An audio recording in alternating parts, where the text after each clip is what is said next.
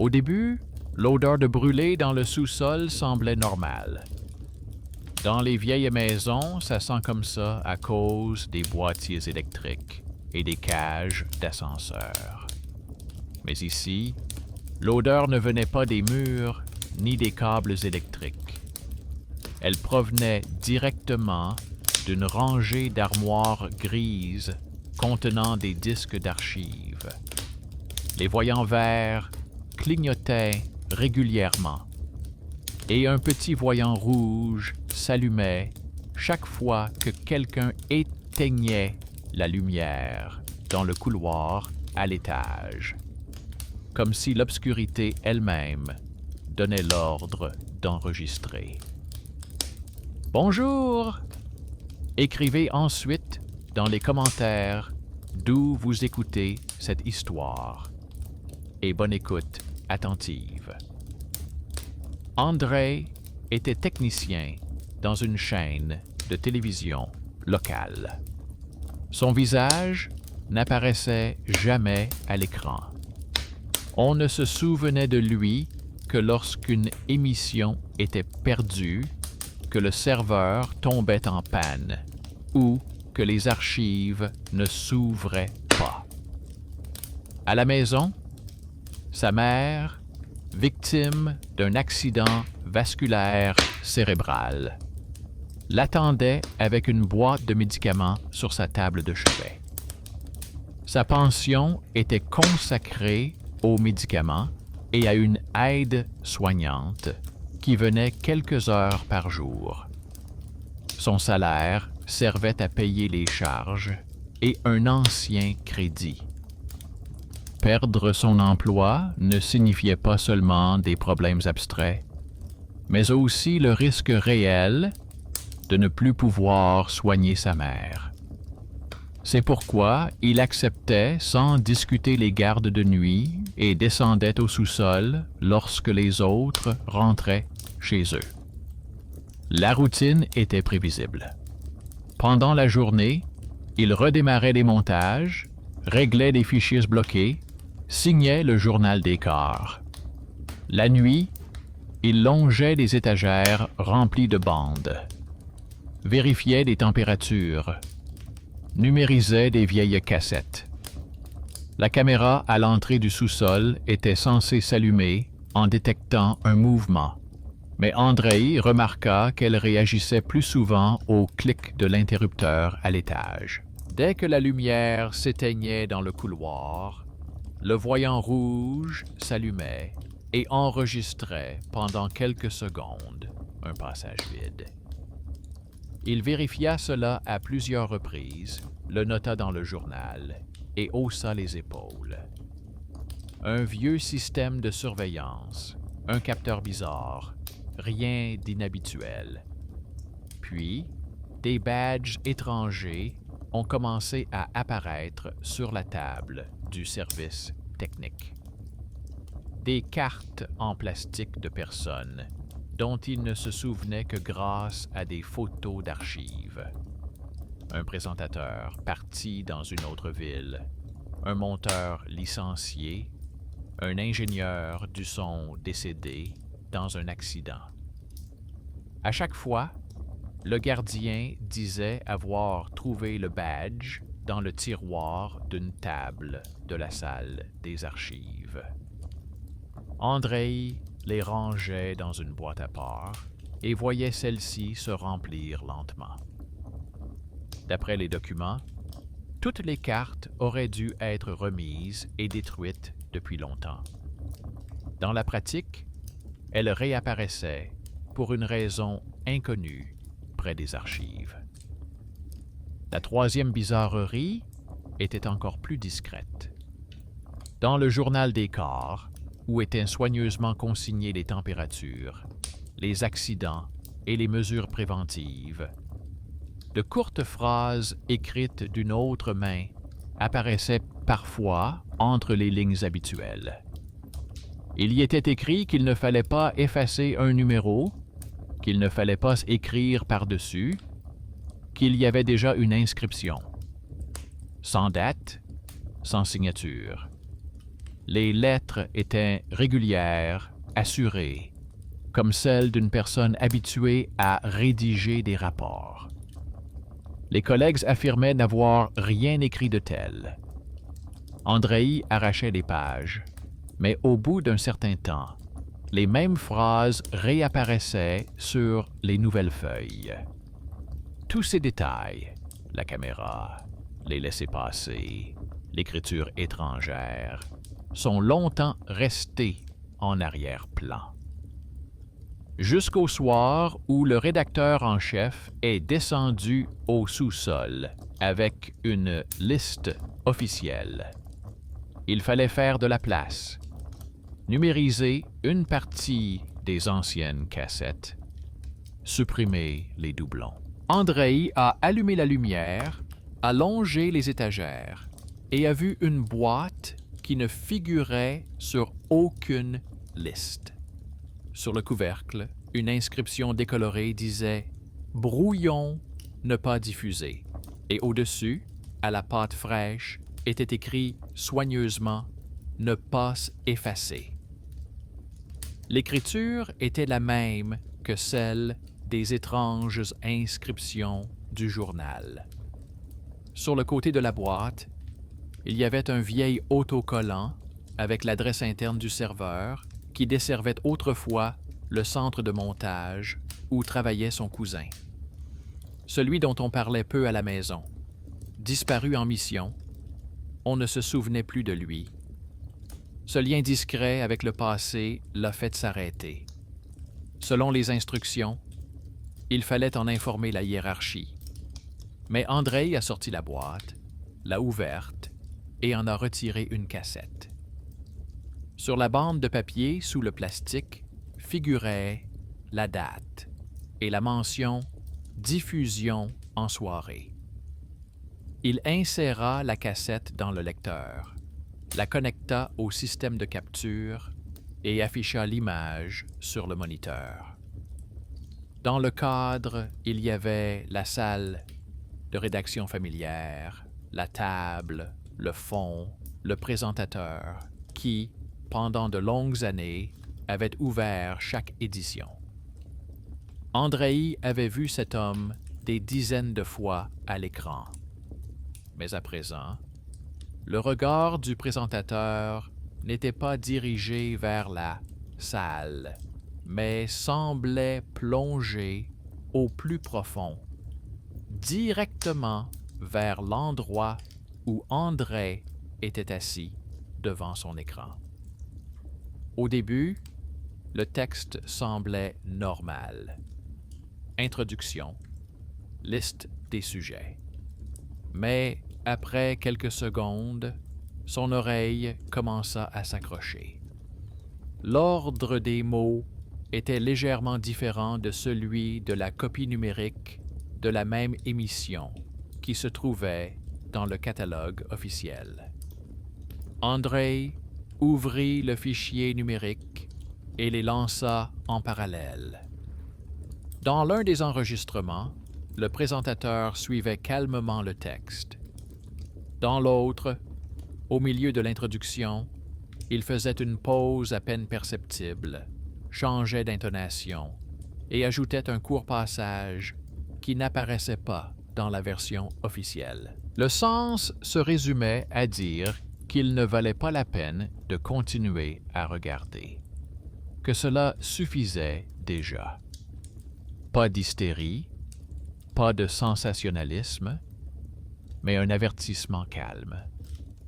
Ensuite, les deux versions se rejoignaient à nouveau. À ce moment-là, le programme de capture a décidé de vivre sa propre vie. Il a automatiquement défini comme dossier de destination l'ancien répertoire avec la même adresse interne que celle indiquée sur l'étiquette de la boîte.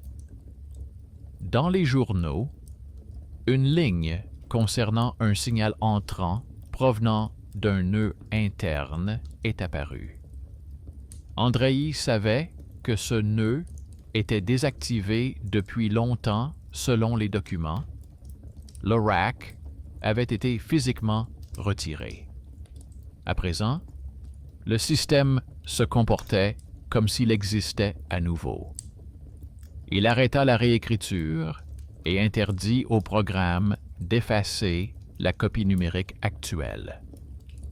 Le voyant rouge sur l'armoire clignota. Quelqu'un éteignit la lumière dans le couloir à l'étage. Les lampes du sous-sol tremblèrent. Le stabilisateur cliqua doucement en passant en mode secours. La caméra au-dessus de la porte s'est immédiatement allumée et a commencé à filmer une rangée de rayonnage vide. La fenêtre d'avertissement a disparu de l'écran. Le programme a sèchement signalé l'interruption de la capture.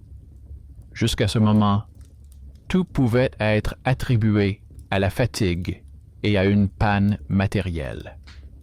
Mais la boîte portant l'inscription « Ne pas effacer », l'adresse du nœud mort, le texte étrange du présentateur et l'activation répétée de la caméra s'alignèrent. Andrei prit le journal des corps et, pour la première fois depuis longtemps, rédigea non pas une phrase de service, mais une note détaillée.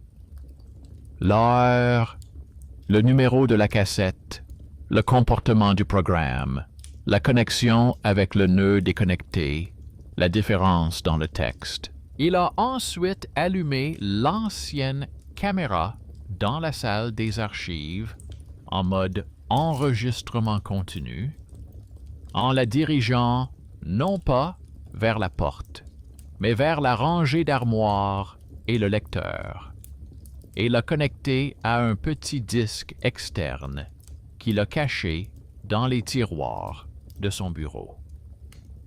C'était un pas conscient vers la menace.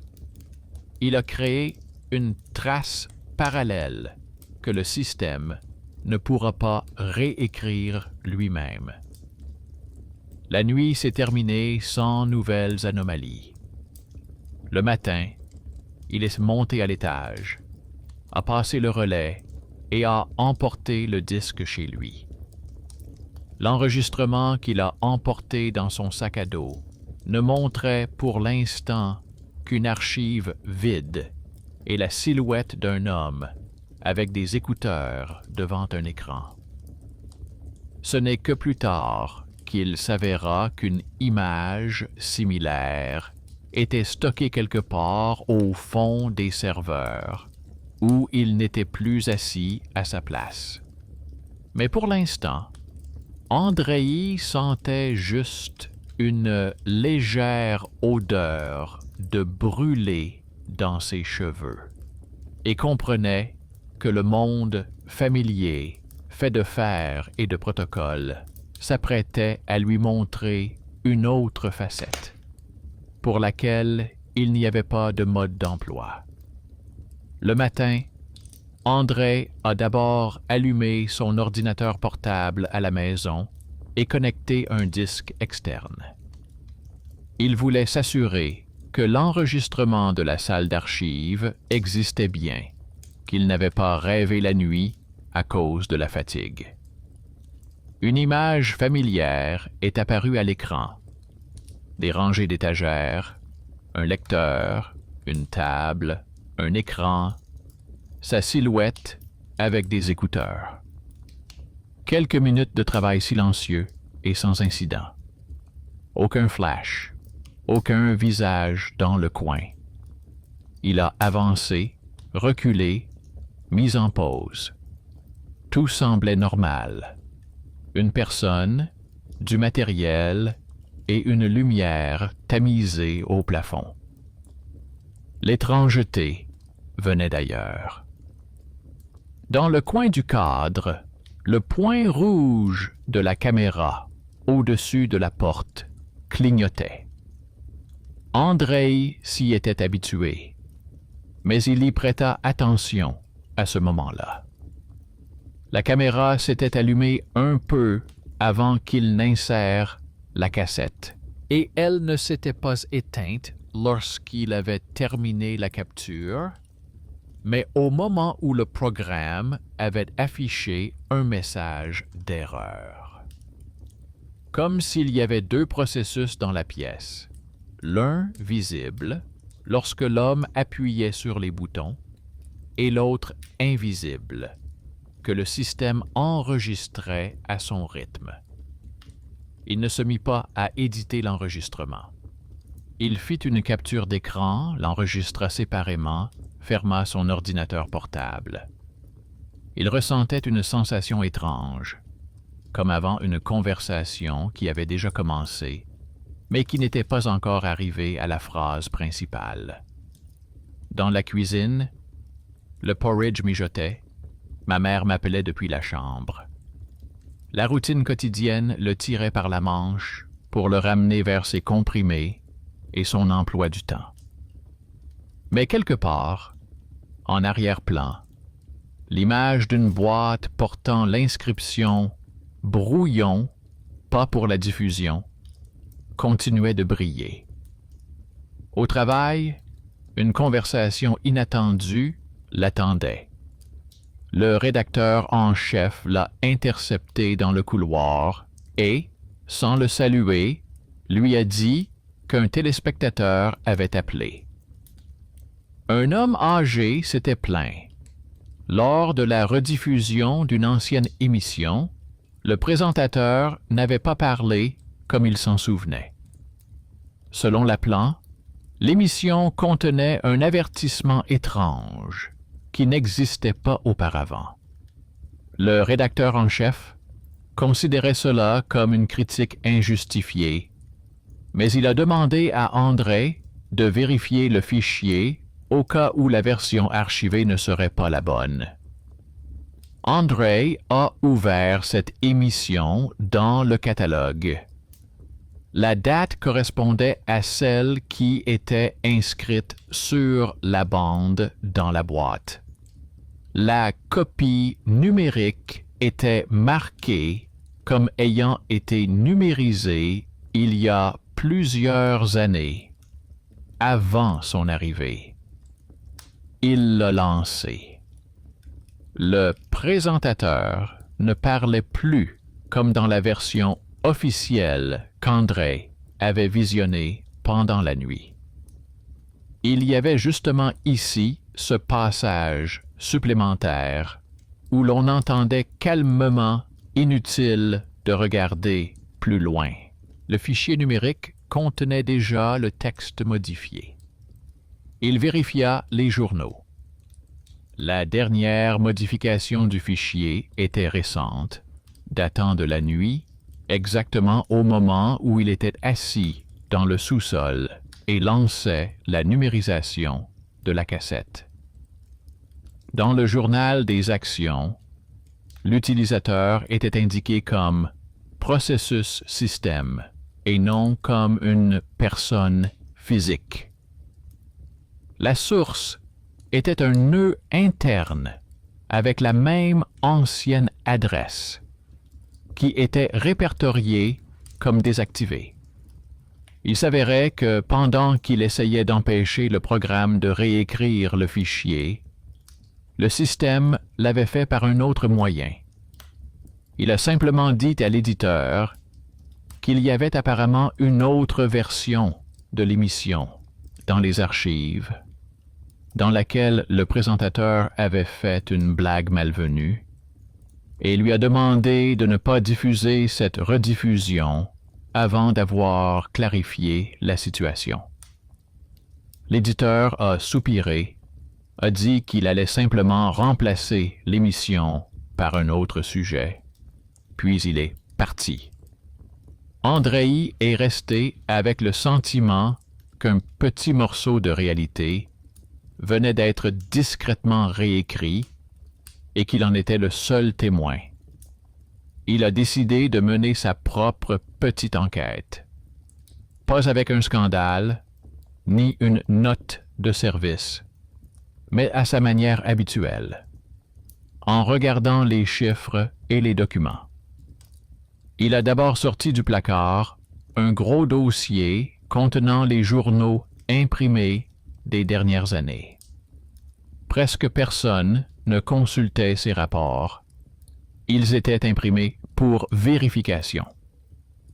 Il se mit à chercher les lignes où était mentionnée cette adresse interne. Il s'avéra que ce nœud était déjà apparu auparavant. Il y a quelques années, il était apparu à 3 reprises.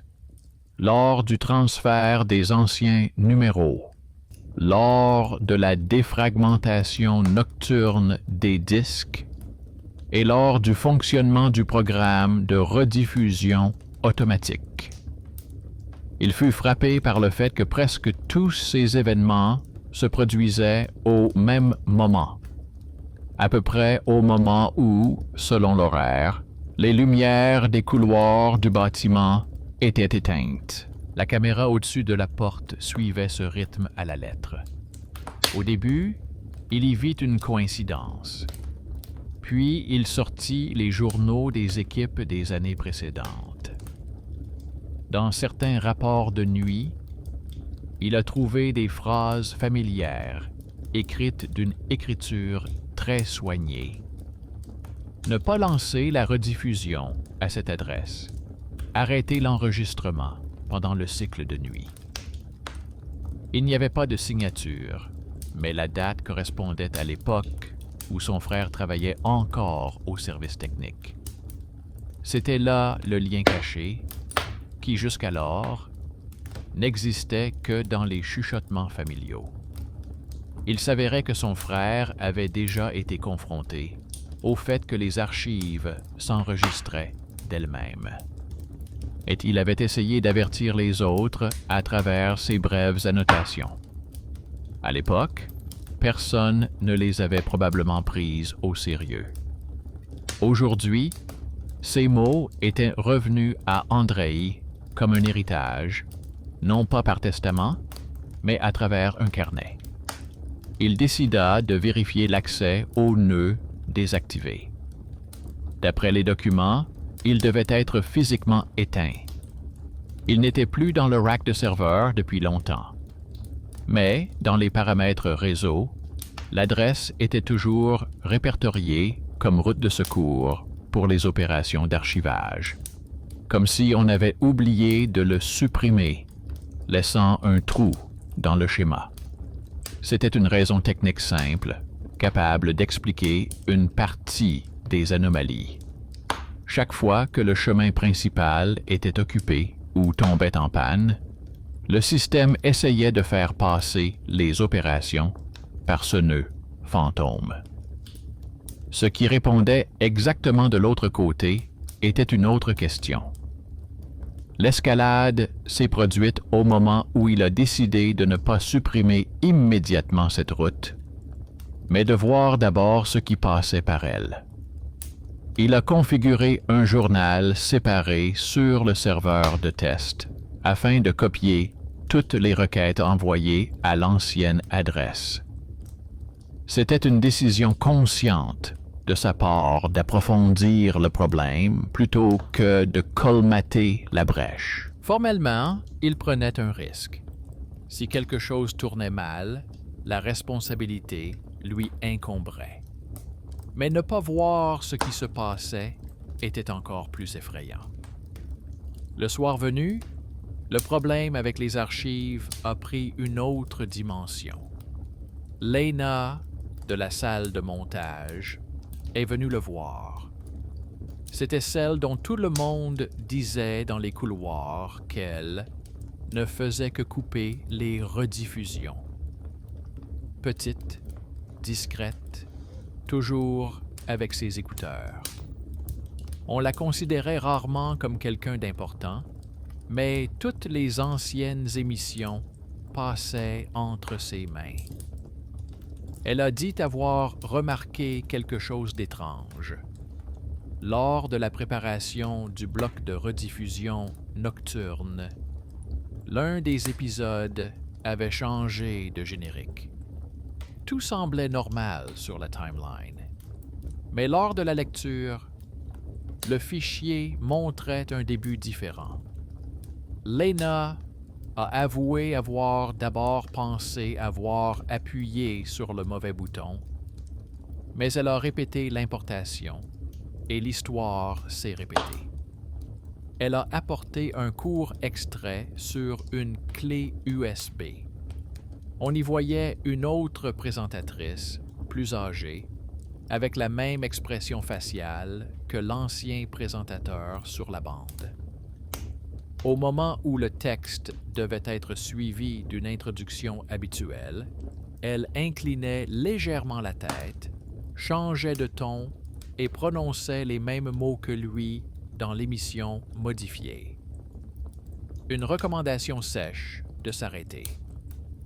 Après cela, le montage se déroulait comme d'habitude. Lena a découpé ce passage séparément pour le montrer à Andrei.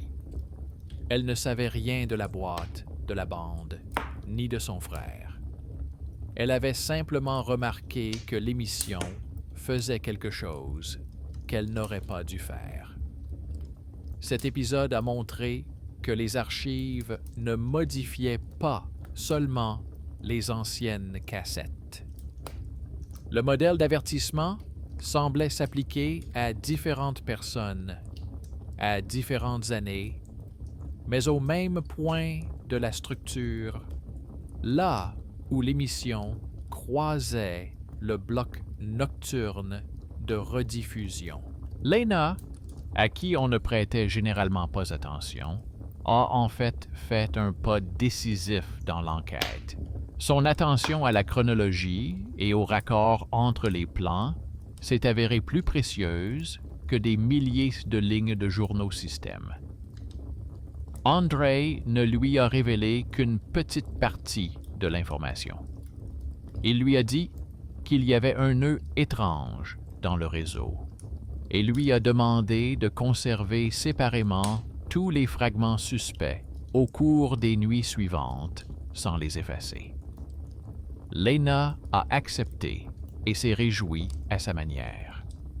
Enfin, quelqu'un prenait ses observations au sérieux.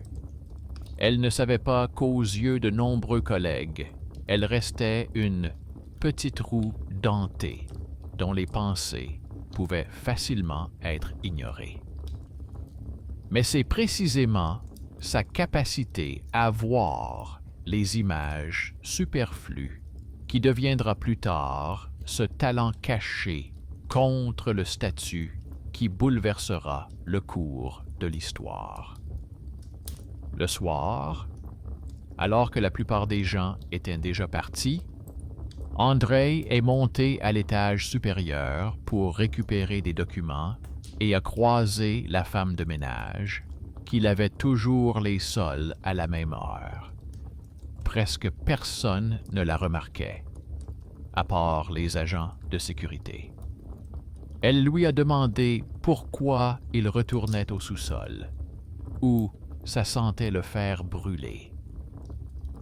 Au passage, elle a dit quelque chose qui l'a plus choqué que n'importe quelle erreur dans les journaux.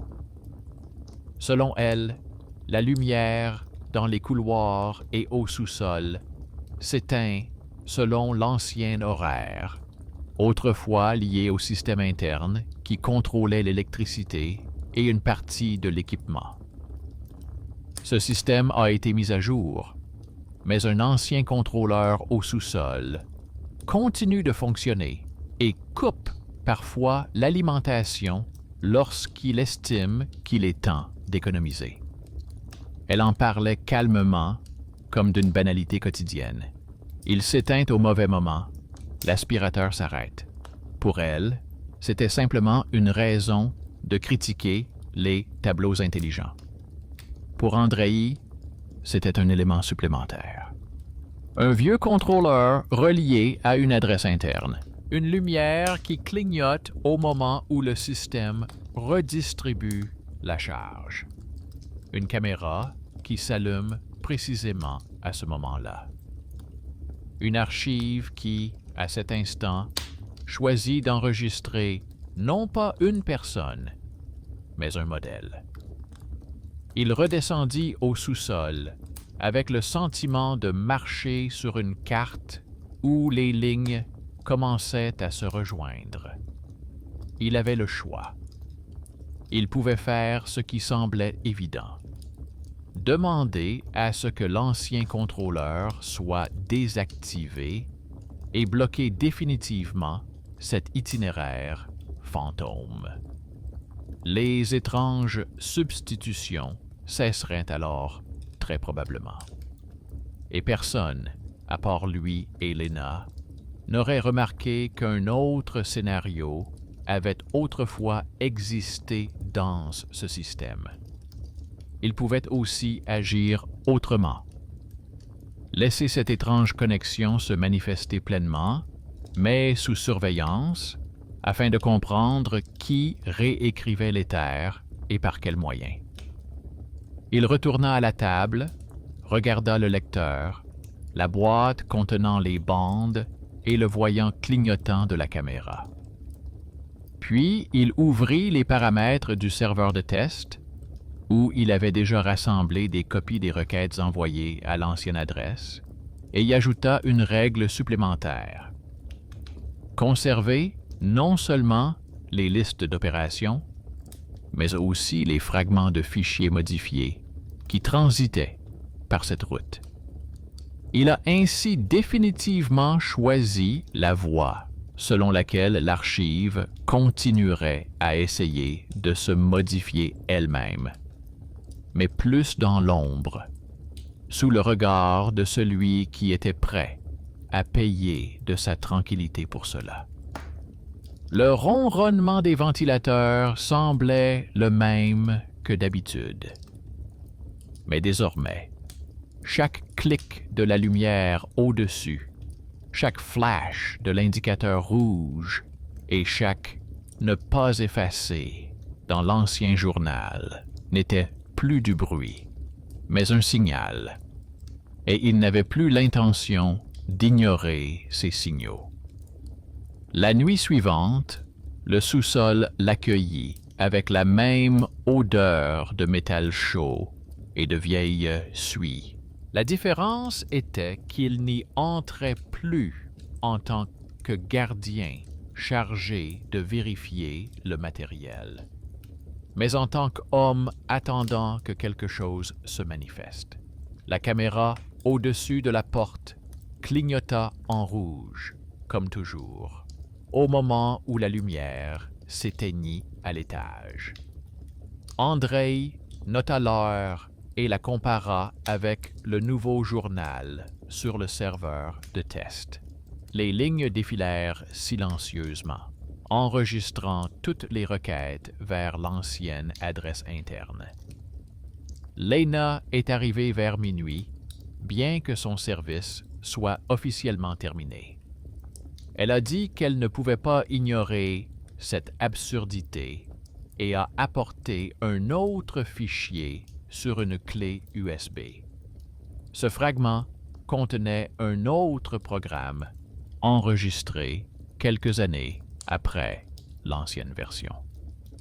Le présentateur était différent, les décors avaient été renouvelés, les graphismes étaient plus modernes, mais le schéma se répétait. Au milieu du reportage, alors que le texte ne contenait rien de particulier, la personne à l'écran changeait de ton et résumait brièvement le même message. Inutile de continuer à regarder, tout ce qui est important a déjà été dit. Ensuite, l'émission reprenait son cours normal.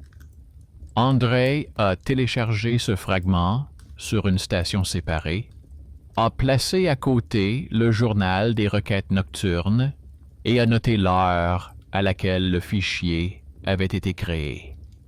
D'après le journal, il s'avérait qu'à ce moment-là, le système s'adressait au même ancien nœud, qui était répertorié comme désactivé. Et encore un détail. La création du fichier a eu lieu exactement au moment où, selon le programme, le contrôleur d'éclairage du couloir s'est déclenché. Le vieux distributeur automatique dont parlait la femme de ménage coupait chaque soir une partie de l'alimentation électrique pour économiser de l'énergie. La structure à laquelle on avait confié des réglages intelligents se comportait comme un organisme vivant avec ses habitudes. Pour vérifier qu'il ne s'agissait pas d'une simple coïncidence, Andrei et Lena ont imaginé un test simple. Ils ont créé un fichier test sous l'apparence d'une ancienne édition. À l'intérieur, ils ont enregistré un écran noir vide avec l'heure affichée sur la couche de service et un texte de service dans les métadonnées du type « test, ne pas diffuser ». Ils ont nommé le tout selon le schéma utilisé par les vrais programmes et l'ont placé dans le répertoire où le système prenait habituellement les vidéos pour les rediffusions nocturnes.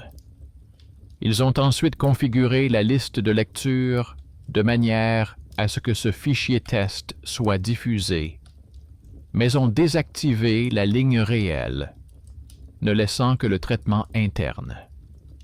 Le plan était simple: attendre le cycle nocturne habituel et observer le comportement du réseau. Si le nœud fantôme intervenait réellement, il tenterait de faire quelque chose avec ce fichier, même s'il ne contenait rien d'autre que du silence. Andrei a installé un autre disque externe afin de conserver séparément toutes les versions de ce test. Lena s'est installée devant la console de montage, prête à arrêter le processus à tout moment si le programme décidait soudainement de remplacer quelque chose qui n'était pas censé l'être. Le temps jusqu'au cycle nocturne s'écoulait lentement. Les tâches habituelles du changement n'étaient pas annulées. Quelque part au deuxième étage, une station graphique s'était bloquée. Andrei est monté, l'a redémarré, a écouté les plaintes habituelles concernant l'archive qui ralentissait. Il est retourné au sous-sol, a vérifié la numérisation des anciennes bandes et a noté la température dans le journal de bord. Tout cela servait de toile de fond à l'attente du clic du vieux contrôleur. Un détail à ajouter à l'inquiétude. Vers le soir, un coursier est arrivé à l'entrée avec un petit colis destiné au service technique. La boîte était ordinaire, en carton épais, avec une étiquette du service de livraison et une brève description du contenu. Disque dur de secours. Techniquement, le rédacteur en chef n'avait passé aucune commande, mais Andrei se souvenait que l'achat de nouveaux disques avait été discuté il y a un mois. Le bon de livraison portait les signatures de la direction et le cachet du service central. Tout semblait légal. Et pourtant, dans la rubrique « Adresse interne du destinataire », figurait le même code que celui qui était inscrit sur le côté de l'ancienne boîte contenant les bandes. Il aurait pu reporter l'envoi au lendemain matin. Mais l'image d'une escalade par choix s'était imposée d'elle-même. S'il ouvrait la boîte et connectait les nouveaux disques durs maintenant, pendant la nuit, alors qu'il surveillait l'ancien nœud, il ajouterait consciemment une nouvelle ressource au système. Quelque chose où pourrait se déverser le flux qui auparavant se heurtait au serveur désactivé.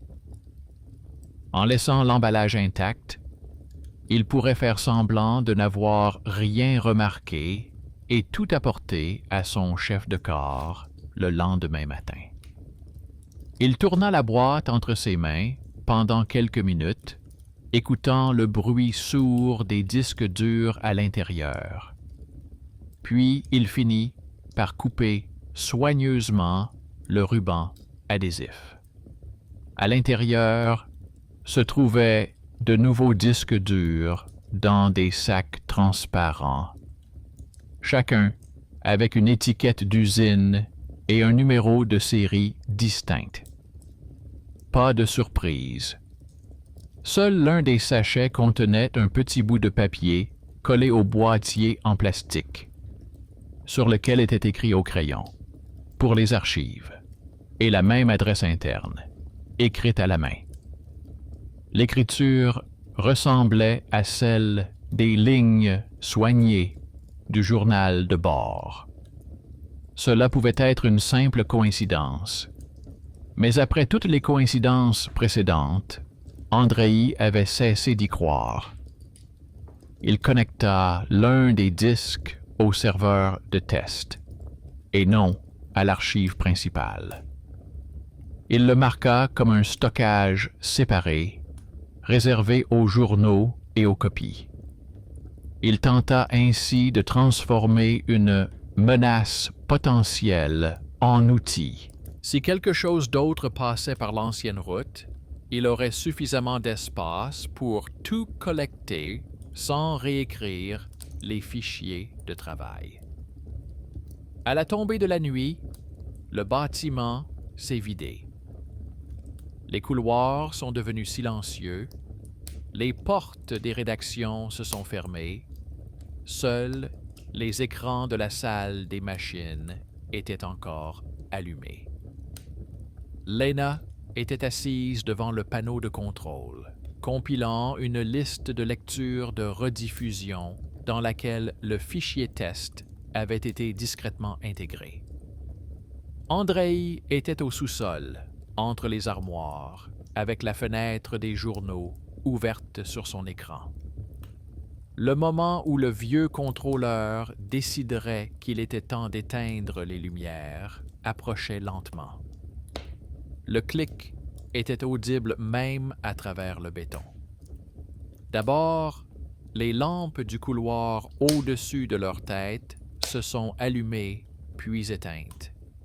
Puis, le sous-sol a été plongé dans la pénombre pendant 1 seconde, le temps que le stabilisateur prenne doucement le relais. Au même moment, la caméra au-dessus de la porte s'est allumée, le point rouge brillant plus fort que d'habitude. Plusieurs nouvelles lignes sont apparues à la suite sur le moniteur avec les journaux. Le système a enregistré l'accès à l'ancienne adresse interne, l'a associé à la tâche de traitement de la répétition nocturne et a créé un canal temporaire vers le nouveau disque. Andrei a vu apparaître dans le dossier de test un nouveau fichier créé par-dessus un fichier vide. Il était plus volumineux que l'original, ce qui signifiait que quelque chose avait été ajouté à l'intérieur. Au même moment, Lena a signalé par radio que la vidéo-test avait soudainement cessé d'être noire sur la timeline et qu'à sa place, une salle de presse était apparue lors de la prévisualisation. Elle a réussi à arrêter la lecture et à enregistrer la version actuelle dans un dossier séparé. Ils se sont retrouvés dans la salle de montage. Lena a ouvert le fichier. L'écran montrait la même salle, le même studio, mais pas celui des années précédentes, mais une image actuelle. Le présentateur actuel était assis à une table, avec les papiers qu'Andrei avait vus cet après-midi sur son bureau.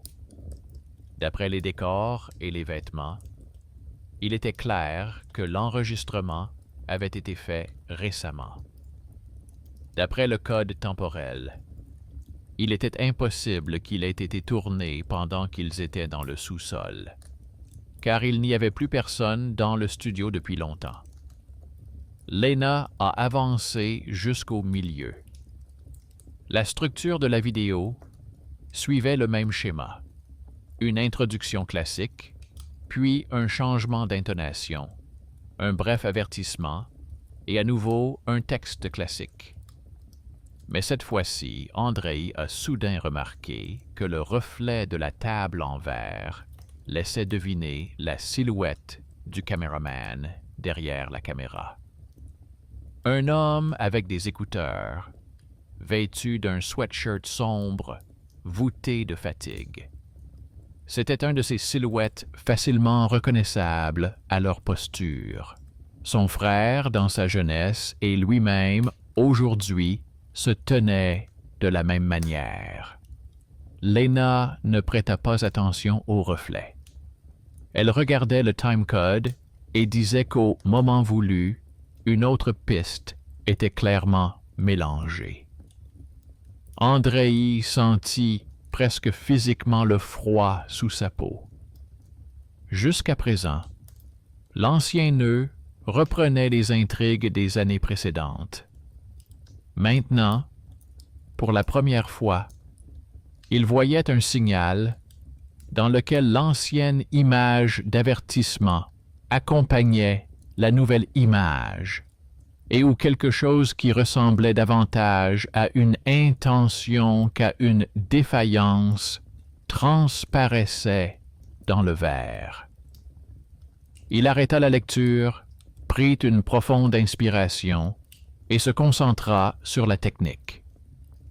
Il copia le fichier sur un nouveau disque, nota l'heure de création et vérifia les journaux. Les journaux indiquaient que le fichier avait été créé par le même processus système à l'ancienne adresse. Aucun utilisateur actif n'était mentionné. Formellement, cela ressemblait à une optimisation en arrière-plan au fonctionnement normal d'un planificateur automatique. Lena a proposé une explication simple. Elle a dit qu'il était possible qu'un modèle de connexion d'urgence ait été intégré au système à un moment donné, qui devait se déclencher si la chaîne se trouvait dans une situation désagréable, et qu'à présent, en raison des anciens itinéraires et des mises à jour, ce modèle commençait à s'insérer n'importe où, s'accrochant à toutes les structures appropriées. Cette version était logique. Elle dissipait en partie le mystère. Mais elle n'expliquait pas pourquoi on pouvait distinguer, dans le reflet de la table, la silhouette d'une personne qui se trouvait actuellement non pas dans le studio, mais dans le sous-sol. Sur le chemin du retour, Andrei s'est retrouvé coincé dans l'ascenseur. Une scène banale, mais cette nuit-là, elle est devenue un autre thriller quotidien s'inscrivant dans la ligne générale. L'ascenseur a fait un bond entre 2 étages et s'est arrêté. La lumière de la lampe s'est estompée. L'air a immédiatement semblé plus dense. En temps normal, il aurait appuyé sur le bouton d'appel du répartiteur et aurait attendu tranquillement. Mais là, ses doigts ont cherché le téléphone tout seul. L'écran affichait une entrée provenant d'un fichier récent qu'il avait eu le temps de s'envoyer. L'ascenseur était à l'arrêt, des câbles bourdonnaient quelque part autour, les appartements dormaient à l'étage. Une pensée presque absurde lui vint à l'esprit. Si le système avait appris à insérer des phrases dans d'anciennes émissions qui l'empêcheraient un jour de ajouter quelque chose à ceux qui travaillent avec ces émissions. Il appuya tout de même sur le bouton d'appel. Le répartiteur répondit d'une voix endormie, dit qu'il allait passer en mode manuel et lui conseilla de ne pas s'inquiéter. 1 minute plus tard, l'ascenseur remonta lentement et les portes s'ouvrirent à l'étage souhaité. Cette petite scène lui rappela ce qu'il avait déjà compris au niveau du sous-sol. Tout système, aussi étrange soit-il, est composé de personnes réelles, de matériel réel et de boutons réels. Et tôt ou tard, le choix entre attendre que cela se corrige tout seul et appuyer sur le bouton d'appel ne se posera pas seulement dans l'ascenseur. De retour chez lui, il a revu le fichier test. Avec le son coupé, pour ne pas entendre le prochain avertissement calme, ne pas regarder plus loin. À un moment donné, il s'est surpris à être assis devant l'écran exactement comme l'homme dans le reflet de la table. Les mêmes épaules, le même mouvement de tête. La frontière entre celui qui est filmé et celui qui regarde s'est estompée. Il est devenu évident que cette histoire ne se terminerait pas par une nouvelle panne ou une lettre de la direction. Elle se terminerait par la décision de savoir qui a le droit de modifier le contenu des enregistrements, qui seront plus tard appelés l'histoire de la chaîne. Pendant ce temps, les logs sur le serveur de test continuaient de s'accumuler. L'ancienne adresse fonctionnait, répondait, transformait les fichiers. Le nouveau disque se remplissait discrètement de copies de versions non conformes. Lena, dans la salle de montage, conservait les fragments superflus. La femme de ménage se plaignait de la mauvaise lumière. L'éditeur à l'étage se plaignait des bugs des rediffusions. Chacun d'entre eux ne voyait que sa propre partie. Seul Andrei, cette nuit-là, les a rassemblés et a compris qu'il faudrait intervenir non pas au niveau d'une cassette ou d'un fichier, mais au niveau de la route même qui avait été configurée autrefois par un autre membre de sa famille et que le système utilisait désormais comme point faible.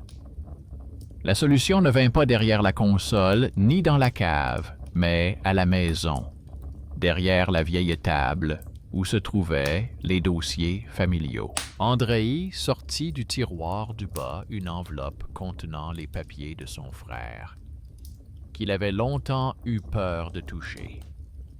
Il y avait là des copies de contrats, quelques photos et plusieurs feuilles avec des schémas du réseau dessinés à la main. Entre les lignes de câbles, les carrés des serveurs et les rectangles des postes de travail, il a vu le code familier d'un nœud interne. À côté, son frère avait laissé une brève note. Itinéraire de secours pour les contenus controversés, sans accès direct à l'antenne. Ce n'était pas un signe mystique, mais une simple astuce technique. À une époque, ce nœud servait de tampon. Une partie des enregistrements y était envoyée pour ne pas être diffusée en direct. Quelqu'un avait estimé qu'il était ainsi plus pratique de régler les questions relatives aux sujets indésirables. Puis le rack a été retiré et l'itinéraire oublié. L'adresse vide est restée dans le schéma, comme un passage abandonné entre les étages. Le système a appris à l'utiliser à sa manière. s'accrochant à des modèles et des structures que plus personne ne contrôlait. Andrei resta longtemps penché sur la feuille. Il aurait pu choisir la solution de facilité. Supprimer l'itinéraire, nettoyer les tableaux, combler le trou. Ainsi, tout ce qui passait par là se serait fondu dans la masse. Pas de traces suspectes, pas de reflets étranges. Seulement une grille propre et calme. Mais cela aurait signifié couper définitivement ce que son frère avait essayé de faire, même si c'était pour une autre raison. À un moment donné, il avait clairement voulu protéger une partie des enregistrements contre une réécriture directe par-dessus. Le système avait transformé cette soupape en son propre jeu. La question était de savoir s'il fallait lui laisser le champ libre ou le remodeler pour lui donner un sens humain. Le matin, Andrei se rendit dans le bureau de l'ingénieur en chef. Celui-ci travaillait ici depuis longtemps, depuis l'époque où tous les montages étaient sur bande. Sur son bureau se trouvait le même vieux schéma du réseau, mais officiel. Andrei montra que l'ancien itinéraire était toujours présent dans la configuration et dit à voix basse que des opérations étranges s'y déroulaient, sans donner de détails sur la substitution de texte et les reflets. Juste des faits bruts, des enregistrements en double, des réécritures incontrôlées. Pour n'importe quel ingénieur, cela ressemblait à une menace pour la stabilité. Le chef ingénieur n'a pas réagi comme il s'y attendait. Il a regardé attentivement l'enveloppe contenant les papiers de son frère, qu'Andrei avait finalement posé sur le bord de la table. Il a demandé s'il s'agissait d'un parent de cet assistant opérateur qui avait disparu lors d'un déplacement professionnel. Il a clarifié quelques points techniques et, sans faire de bruit, a proposé une solution officielle. Dans les documents, cela semblait simple. Allocation d'un segment d'archivage distinct pour les documents expérimentaux avec des droits d'accès limités. En réalité, cela signifiait que l'ancien nœud pouvait être rétabli, mais pas à l'antenne, mais dans un entrepôt fermé, hors de portée des planificateurs automatiques de rediffusion. C'est ainsi qu'est apparu un bienfaiteur inattendu, l'homme qui aurait pu faire en sorte que rien d'étrange ne soit remarqué. Pour préserver la tranquillité, lui a, au contraire, donné un outil. L'ingénieur en chef a signé l'ordre de reconnexion de la route, a pris la responsabilité devant la direction et a accordé à Andrei quelques heures de travail nocturne pour la migration. Formellement, il s'agissait d'une optimisation. En réalité, c'était une chance de rediriger tout ce qui tendait à s'auto-éditer vers un circuit séparé et fermé. Ils ont travaillé tous les deux pendant la nuit. Lena est venue volontairement, même si personne ne le lui avait demandé. Elle savait mieux que quiconque où le système allait chercher les anciennes versions. Andrei a obtenu un accès temporaire à un niveau dont on ne pouvait que rêver auparavant. Les paramètres des routeurs, les tables de règles réseau, les schémas internes du logiciel d'archivage. Avec l'ingénieur, ils ont redirigé l'ancienne adresse vers un nouveau serveur physique qui n'était connecté ni à la ligne aérienne ni au répertoire de travail. Tout le trafic, qui auparavant tentait de s'échapper vers nulle part, devait désormais s'y installer. Ce serveur était un matériel ordinaire, sans marque particulière. Ils l'ont placé dans une armoire séparée et l'ont étiqueté de manière ennuyeuse. Couche de sauvegarde. Seules 3 personnes y avaient accès. L'ingénieur, Andrei et Lena. C'était leur risque commun et leur choix commun. Ils n'ont pas détruit l'étrange route, mais ont changé le contexte dans lequel elle fonctionnait. Au lieu de laisser le système réécrire silencieusement l'éther, ils lui ont donné une barrière où tout changement arbitraire pouvait être vu et conservé pour ce qu'il était réellement. Des tentatives de réécriture de la mémoire. Le premier test a été effectué selon le même schéma que précédemment. Un court fichier noir a de nouveau été intégré à la liste de lecture des rediffusions nocturnes. Le contrôleur d'éclairage s'est déclenché à l'heure prévue. La caméra, au-dessus de la porte, s'est allumée. Le voyant rouge s'est allumé. Les requêtes se sont multipliées dans les journaux du serveur de test. Les requêtes vers l'ancienne adresse étaient désormais redirigées vers le nouveau segment. 1 minute plus tard, un fichier portant le même nom que celui qu'ils avaient donné au fichier vide est apparu dans le répertoire. Lena l'ouvrit sur une station séparée. À l'intérieur se trouvait l'ensemble habituel. Studio, présentateur, introduction, changement d'intonation et bref, avertissement. Mais cette fois-ci, le fichier ne fut pas diffusé. La liste de lecture affichait un emplacement noir vide qui défilait silencieusement pendant la nuit sans apparaître à l'écran. Cette étrange version a été classée dans les archives fermées avec des notes sur l'heure, l'initiateur et l'itinéraire. Elle ne pouvait plus infecter les programmes habituels. Andrei regardait le journal et la sentait comme un objet vivant derrière une vitre.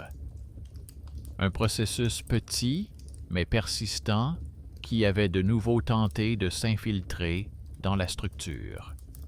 Maintenant, il s'était heurté à un mur et était resté à l'intérieur.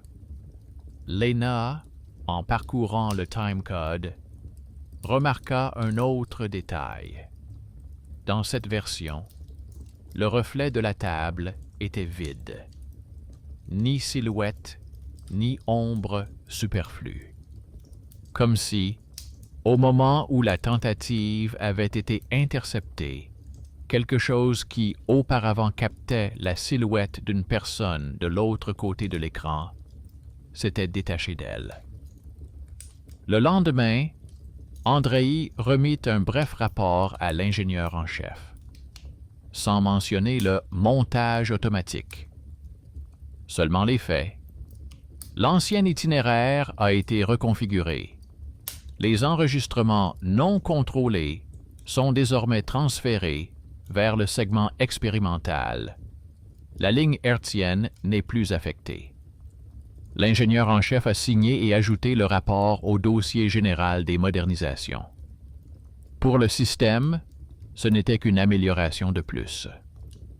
Pour Andrei et Lena, c'était le moment où l'effrayant est passé de la catégorie « tout va être réécrit » à la catégorie « nous voyons où cela va ». La situation avec la rediffusion, dont se plaignait le téléspectateur, a également connu une suite discrète. L'éditeur, remarquant des anomalies, a pris une décision qui lui convenait.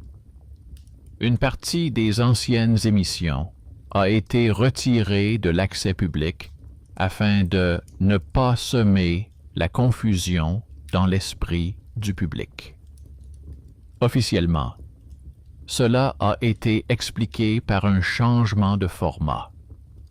En réalité, l'émission est devenue un peu plus régulière et ennuyeuse. Mais désormais, Andrei savait que même si l'ancienne introduction venait à changer, elle se retrouverait dans des archives séparées et fermées, et ne se glisserait pas dans la nuit, pendant que personne ne regardait. Au bout de quelques semaines, l'histoire a commencé à se tasser. Lena, dans la salle de montage, est devenue la personne à qui l'on s'adressait désormais pour tous les bugs de rediffusion. Calmement, sans un mot de trop, elle leur fournissait des copies normales et propres, même si au fond du segment se trouvaient d'étranges versions accompagnées d'avertissements. On a cessé de la considérer comme quelqu'un qui se contente de couper les rediffusions. On a commencé à lui demander son avis lorsqu'il était question de transferts complexes d'archives. Une partie sous-estimée de la structure est sortie au grand jour, non pas grâce à un conflit bruyant, mais parce que c'est précisément sa minutie et son sens de l'observation qui ont sauvé l'antenne d'un changement insidieux. La femme de ménage, qui se plaignait de la lumière, a également remporté une petite victoire. Après l'intervention de l'ingénieur électricien, l'ancien contrôleur a finalement été reconfiguré. Désormais, il ne coupait plus l'alimentation aussi brusquement et les lampes ne clignotaient plus. Pour elle, cela signifiait que l'aspirateur ne s'éteindrait plus au milieu du couloir. Pour Andrei, cela signifiait que le clic nocturne n'était plus le déclencheur d'opérations incontrôlées. Le lien entre les économies d'électricité domestique et les étranges substitutions d'enregistrement s'était rompu, comme un fil tendu qui avait finalement été soigneusement retiré et non simplement coupé. La démarche la plus personnelle fut la visite d'Andrei dans la petite pièce où étaient conservés les documents familiaux. Il y déposa une copie imprimée du nouveau plan du réseau, où l'ancienne adresse interne n'était plus signée « Réserve des terres », mais « Archives fermées du segment de recherche ». À côté, il a placé une clé USB contenant plusieurs fichiers où étaient enregistrées les versions les plus étranges des émissions, y compris la version test. C'était un geste simple. Transférer ce qui était autrefois caché dans le sous-sol et sur les serveurs vers un espace qui, pour lui, était plus proche de chez lui que de son travail. Vers la fin du mois, la chaîne a décidé de faire un montage festif à partir d'anciennes émissions. Le rédacteur en chef des émissions originales a demandé à Andrei de l'aider à choisir les documents. Lors d'un visionnage, ils sont tombés sur une édition ordinaire de ces mêmes informations, où l'avertissement était apparu pour la première fois. Dans cette version, l'introduction était claire. Le présentateur annonçait calmement les sujets, puis passait à ceux-ci sans changer d'intonation. Pas de phrases superflues, pas de pause. L'artefact est resté à sa place, dans un segment fermé auquel le téléspectateur ordinaire n'a pas accès. Le soir, de retour chez lui, Andrei a allumé la télévision pour sa mère. Il y avait une émission sur l'histoire de la télévision locale.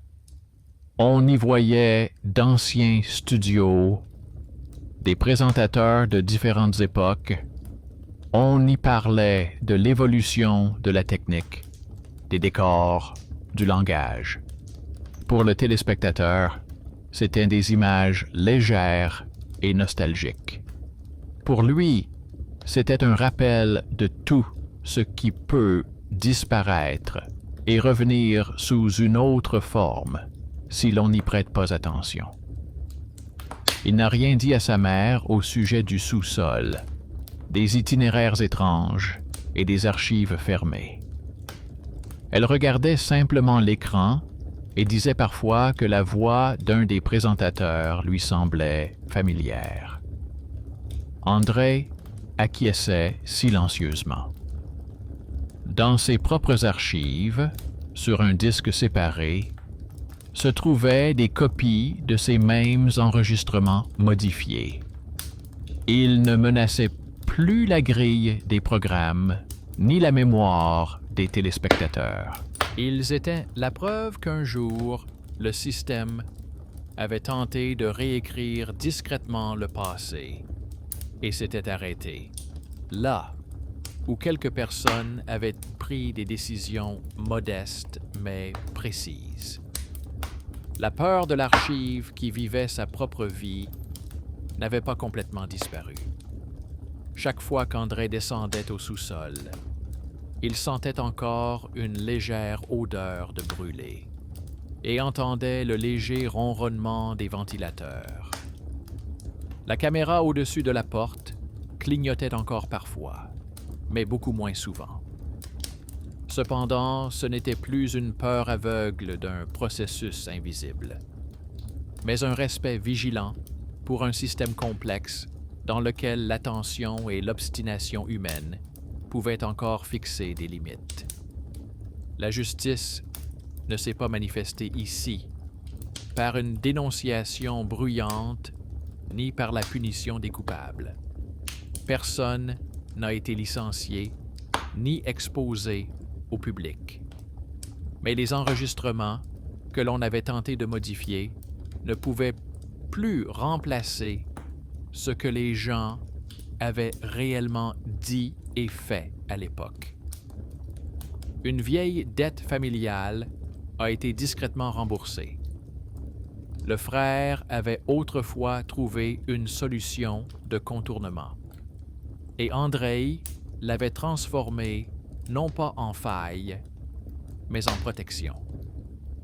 Lena, la femme de ménage, l'ingénieur en chef, chacun a fait un petit pas. Ensemble, ils ont rendu à la mémoire le droit de rester humaine, même dans un monde où les fichiers peuvent être réécrits en un seul clic.